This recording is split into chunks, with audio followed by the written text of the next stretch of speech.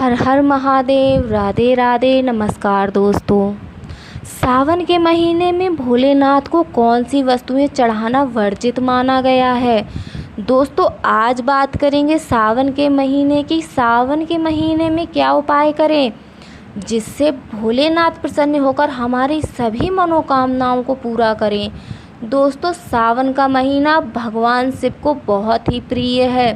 शिव पुराण में सावन माह को शिव पूजा के लिए श्रेष्ठ माना है। इस माह में भोलेनाथ की पूजा अर्चना करने से समस्त मनोरथ पूर्ण होते हैं और उत्तम फल की प्राप्ति होती है। दोस्तों सावन महीने का सभी शिव भक्त बड़ी ही बेसब्री से इंतजार करते हैं। शिव जी की उपासना के लिए सभी जीव जंतु, पशु पक्षी, मानव दानव देवतागण भी तत्पर रहते हैं। स्वयं पृथ्वी देवी भी शिव के स्वागत के लिए सजती संवरती हैं। चारों ओर देखो तो हरियाली ही हरियाली दिखाई देती है। भगवान भोलेनाथ देवों के देव महादेव हैं, तीनों लोकों के जगत पिता हैं। उनका समस्त संसार में कण कण में वास है। उनकी पूजा करने का सौभाग्य जिसे भी प्राप्त होता है वो बहुत ही पुण्यवान है। सावन के महीने में शिव जी की पूजा अनन्य प्रकार से की जाती है। भोलेनाथ को प्रसन्न करने के लिए उन पर अनेकों वस्तुएं चढ़ाई जाती हैं। शिव पुराण में लिखा है दोस्तों, ऐसी कई शुभ वस्तुओं का वर्णन किया गया है जिन्हें शिव जी को समर्पित करनी चाहिए। ये वस्तुएं भोलेनाथ को सबसे प्रिय हैं। जो भी व्यक्ति श्रद्धापूर्वक प्रेम भाव से भोलेनाथ को अर्पण करता है, भोलेनाथ उनकी सभी मनोकामनाएं पूर्ण करते हैं। दोस्तों आज हम आपको बताएंगे कि कौन सी वस्तुएं शिव पूजा में वर्जित मानी गई हैं तथा ऐसी वस्तुओं का वर्णन मिलता है जिन्हें भोलेनाथ पर चढ़ाना पाप माना गया है। इसलिए आप भी सावन में भोलेनाथ की शिवलिंग का पूजन करते समय महत्वपूर्ण नियमों का पालन जरूर करिए। तो चलिए जानते हैं वो कौन सी वस्तुएं हैं। इस साल बहुत ही शुभ सावन महीना है। इस साल भक्तों पर शिव जी की कृपा अधिक बरसेगी। इस साल 8 सावन सोमवार है। इस साल सावन बहुत ही खास माना गया है। इस साल 4 सावन सोमवार मास से जुड़े हैं और 4 सोमवार अधिक मास से जुड़े हैं। सावन मास में मलमास तथा पुरुषोत्तम मास होने के कारण सावन में 4 की जगह 8 सोमवार है। ऐसे सावन पूरे 2 महीने रहेगा, मतलब 58 दिन आपको महादेव की कृपा प्राप्त होगी। आइए जानते हैं भोलेनाथ को करें कैसे प्रसन्न। भोलेनाथ को प्रसन्न करना बहुत ही आसान है। उन्हें प्रिय वस्तुओं को अर्पित करना चाहिए। लेकिन भोले बाबा तो भोलेनाथ हैं, वो तो एक बेलपत्र चढ़ाने मात्र से ही प्रसन्न हो जाते हैं और अपने भक्तों की सभी कष्टों को हर लेते हैं। उनकी सभी मनोकामनाएं पूर्ण हो जाती हैं। अपने भक्तों को मनचाहा वरदान देते हैं। आइए जानते हैं सावन में शिवलिंग पर कौन सी वस्तुएं नहीं चढ़ानी चाहिए और कौन सी वस्तुएं चढ़ानी चाहिए।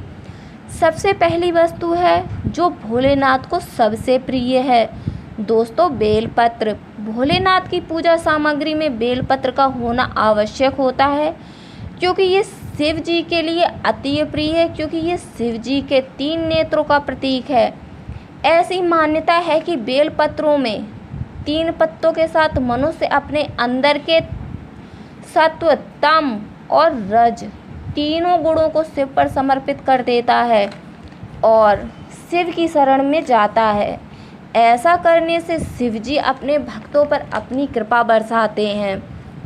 सावन माह में शिव जी को बेलपत्र अवश्य अर्पण करना चाहिए। सावन महीने में हर सोमवार को शिव मंदिर जाकर शिव जी के मूल मंत्र ओम नमः शिवाय, श्री शिवाय नमस्तोभ्यम मंत्र का जाप करते हुए 108 बेलपत्र चढ़ाने से शिव जी की कृपा आप पर बरसेगी।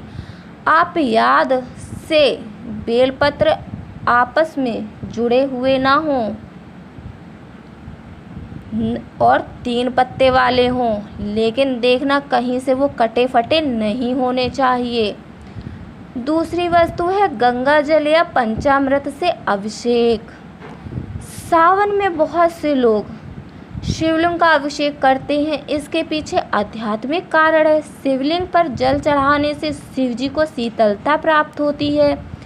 शिव जी के मस्तक की अग्नि शांत होती है, इसलिए शिव जी को जल अत्यंत प्रिय है। कच्चा दूध, गंगा जल, पंचामृत, घी, तिल या मात्र जल से किया गया अभिषेक शिव जी को अति प्रसन्नता देता है। अगर आप भी भोलेनाथ को प्रसन्न करना चाहते हैं तो शिव मंदिर जाकर या फिर घर में ही शिवलिंग स्थापित करके शिवलिंग का अभिषेक जरूर करें। तीसरी वस्तु है अक्षत। शिव जी की पूजा सामग्री में यकीनन अक्षत मतलब चावल बिना टूटे हुए होने जरूरी है। अक्षत ना होने पर शिव जी की पूजा अधूरी मानी जाती है, इसलिए शिव जी को अक्षत जरूर चढ़ाएं। चौथी वस्तु है कपूर।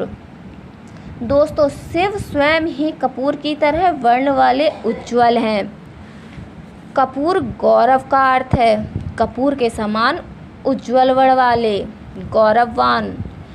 कपूर की सुगंध वातावरण को सुगंधित कर देती है, इसलिए शिव जी को कपूर अत्यंत प्रिय है। सावन माह में अपने घर में कपूर जलाना बहुत ही शुभ माना गया है।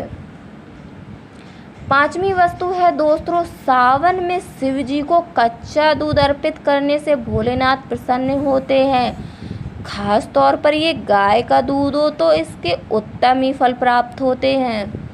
छठवीं वस्तु है रुद्राक्ष।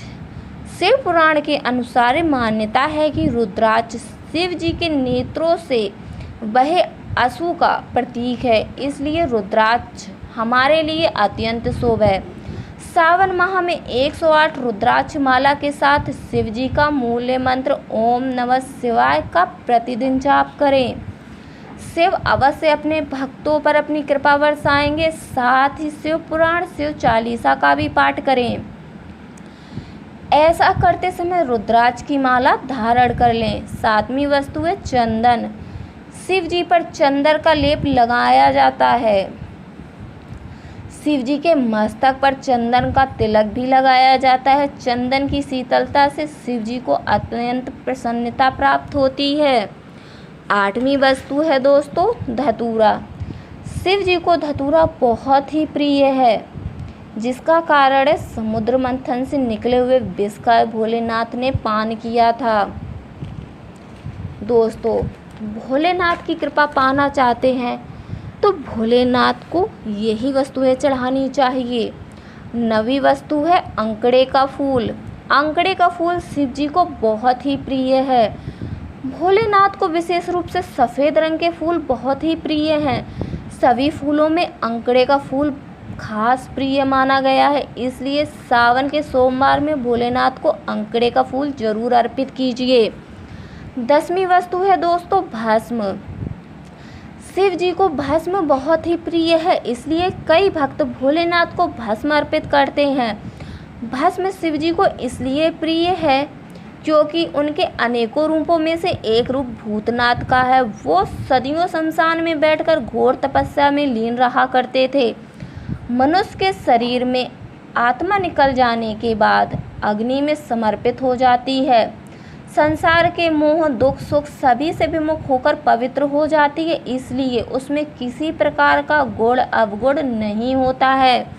इसलिए गुणों से युक्त शिव जी को उसको अपने अंगों में मलकर आनंद और शांति अनुभव करते हैं, जो उनके शरीर के ताप को शांत करती है।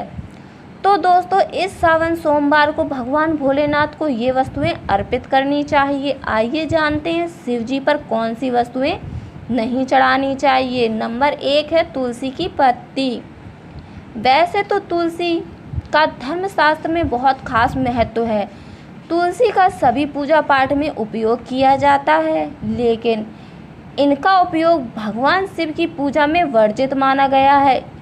इस श्राप के कारण भगवान शिव भक्त तुलसी का मान रखने के लिए उसके पत्तियों को पूजा में स्वीकार नहीं करते हैं। जो मनुष्य शिवलिंग पर तुलसी की पत्तियां अर्पित करता है या उनके निकट भी रखता है तो शिव जी कुपित हो जाते हैं, इसलिए भूल कर भी ये गलती हमें नहीं करनी चाहिए। दूसरी वस्तु है शंख। दोस्तों भगवान शिव की पूजा में शंख का उपयोग वर्जित है। दैत्य शंखचूर्ण के अत्याचारों से देवतागण भयभीत थे।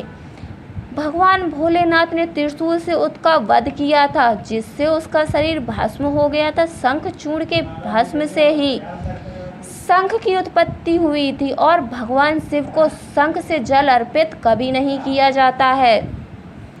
तीसरा है दोस्तों केतकी के फूल। पुराणों के अनुसार केतकी ने ब्रह्मा जी के झूठ में उनका साथ दिया था, जिससे क्रोधित होकर भोलेनाथ ने अपनी पूजा में केतकी के फूलों को उपयोग को वर्जित कर दिया था। उन्होंने केतकी को श्राप दिया था कि शिवलिंग से पूजा में केतकी के फूलों को अर्पित करना अशुभ माना गया है। चौथी वस्तु है दोस्तों कुमकुम।